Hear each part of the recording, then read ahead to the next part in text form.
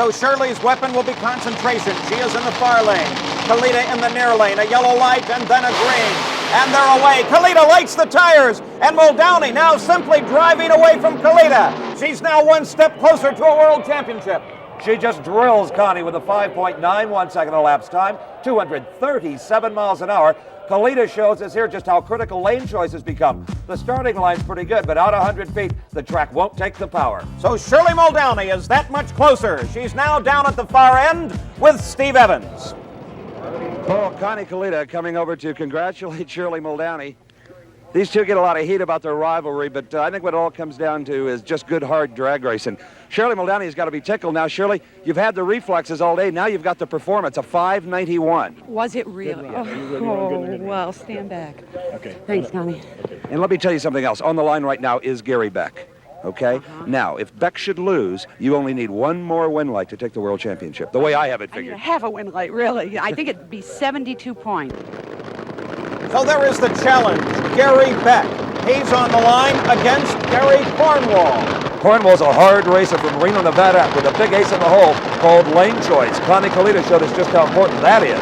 Both cars up and staged and away, and Beck lights the tires right off the line. The right lane fails for Beck and gives the victory to Cornwall. Beck never gave up, but he couldn't match Gary Cornwall's 5.96 elapsed time. So Shirley Muldowney is now only 1/2 a win light away from the world championship.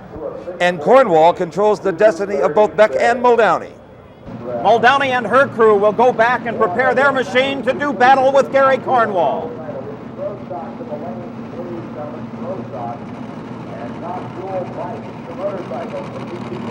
The crowd is ready now for the semi-final round in funny car. Ron Colson in the near lane, Roy Harris on the far side. The Hawaiian, as you might remember in round number 1, got a gift when its opponent broke, Dale Armstrong. There'll be no gift here.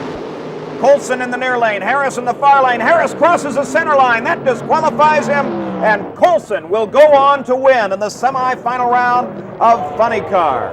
And only some clutch driving by this man prevented a severe accident. Let's look at it one more time. As they come off the line, Colson straight and smooth, and then Harris darts across that center line. It's an immediate disqualification, and Colson won the race at that moment. His crew on the way down, as they'll have to prepare the car now for their next matchup. Prepared and ready to go is Raymond Beadle against Billy Meyer. And Beadle talked about this important moment of staging. Well, we're getting a feel of the car, and we're seeing how hard it's leaving, and we have some adjustments we can make inside the cockpit, but we're trying to put a little more heat in the motor and make the motors make a little more horsepower, and also put a little more heat in the clutch so it'll work a little better. Billy Meyer on the near side, Raymond Beadle in the Blue Max on the far side. Raymond clinched the world championship, in fact, his second in a row earlier this year, but he still wants this title. Here goes the Beadle showing his world championship form. A little fire out of the exhaust pipes, but it doesn't make any difference at all as Beadle goes on to win elimination here in the semifinal round. Beadle the quickest in qualifying, the quickest in this round of racing. Meyer instantly smokes the tires. That spells his demise. So we're ready now once again for Pro Stock. This will be the semifinal round of Pro Stock. Bob Glidden will face Jim Kinnett. Glidden is pumped up now. With Shepard braking, he can smell that 5th consecutive world championship. Both cars up and staged. Glidden in the far lane, Kinnett in the close lane. A red light on Kinnett's side. He's out of the race already. They'll run it off though. Glidden still will beat him. Glidden goes on to a victory in the semifinal round, but Kinnett red lighted. I'm sure Glidden didn't see the red light and gave it his all at 8:44, 159 miles an hour. So now we've completed one elimination in the semifinal round of Pro Stock. There's the red light that cost that race for Jim Kinnett. Andy Manarino will face Frank Iaconio. Iaconio is acknowledged by his peers in the sport as being one of the finest levers in drag racing. He is just cat-like quick off the line. Manarino in the near lane, Iaconio in the far lane, the semifinal round of Pro Stock. Iaconio looking for that hole shot. Manarino, a fine driver, but not the experience of Iaconio. He got the hole shot, Paul. Iaconio off the line, very, very strong, smoothly down to a finish, and that'll complete the semifinal round in Pro Stock. Well, you know, there has to be some very quick service on these professional drag racing cars. Let's go to one of the quick service stations. You take your car to the local automotive garage for a little minor engine work. They tell you, oh, it'll take at least a week. Then you come to the drag races and see the crew of the Blue Max completely rebuild an engine, including all 8 pistons, new cylinder heads, and have it all back together to run the next round. Tell the repair shop that the next time you go in. Some super service down in the Blue Max pit. And we'll be back. I'm Paul Page with Steve Evans, and we're at Ontario Motor Speedway in Southern California for the World Drag Race Finals. On the line, Frank Bradley will face Jerry Ruth in the semifinal round. Well, neither Bradley nor Ruth are involved in the season-long World Championship chase, but there's still $20,000 awaiting the winner here today in the category. Jerry Ruth is so weight conscious about this machine, he won't even paint it. He says the paint weighs 20 pounds, and that's just going to slow him down. So Jerry Ruth backing his machine up and putting it in place. Frank Bradley in the far lane, Ruth in the near lane. They are both up in stage. The green light and they're away. Ruth's tires go up in smoke. Bradley does the same, but Bradley drives on to win it. And he wins it with a fine 6.02, 240 miles an hour, and finds himself a place in the final round later on.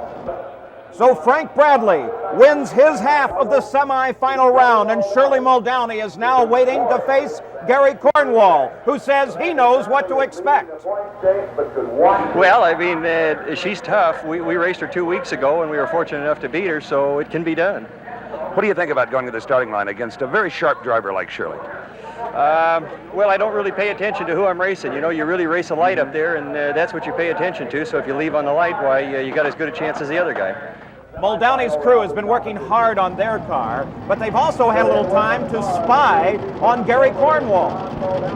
Well, someone told me you didn't take the heads off, and even if you don't hurt it, at a national event, you take the heads off if you're smart. So I hope that'll bite him. I hope the right lane will get to him, and I think I'm going to leave on him. So I don't know. It's like you said, it really is the most important race in my career. So it's the semi-final round. In the far lane, Shirley Muldowney. The near lane, Gary Cornwall. 2,000 horsepower from Cornwall's top fueler screams out its challenge to Shirley Muldowney, and she responds in kind. As Shirley and Cornwall back up to the line at the far end of the racetrack, an anxious moment for Gary and Penny Beck, a $25,000 moment. They have suddenly become Cornwall's biggest fans. So this is the World Championship here on the line. Muldowney can win it in a race car. Gary Beck could win it simply standing still at the far end of the track. Muldowney drops the visor on her helmet. They're ready on the line now. The semifinal round, but the World Championship is at stake here.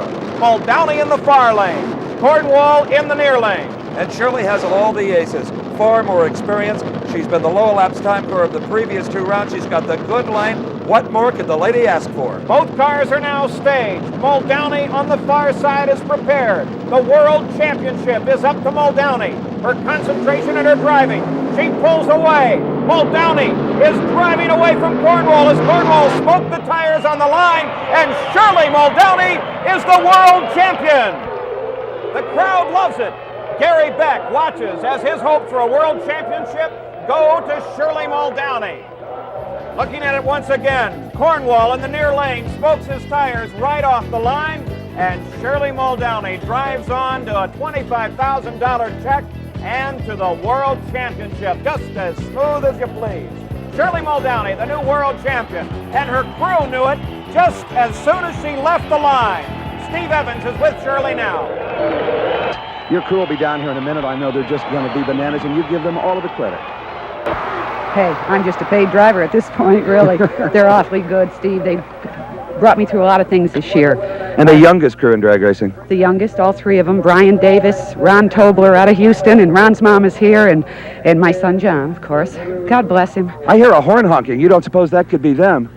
Them. Oh, God, Steve, I want it. Son of a gun. Nobody's, and look who's here. Gary and Penny Beck.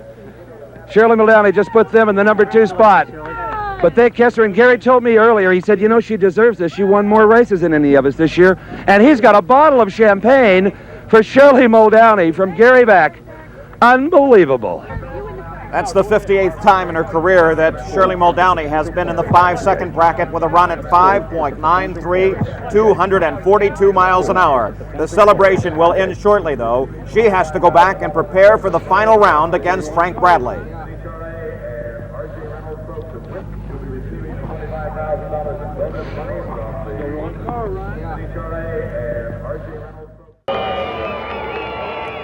This was the scene moments ago at Ontario Motor Speedway as Shirley Muldowney wrapped up the World Championship.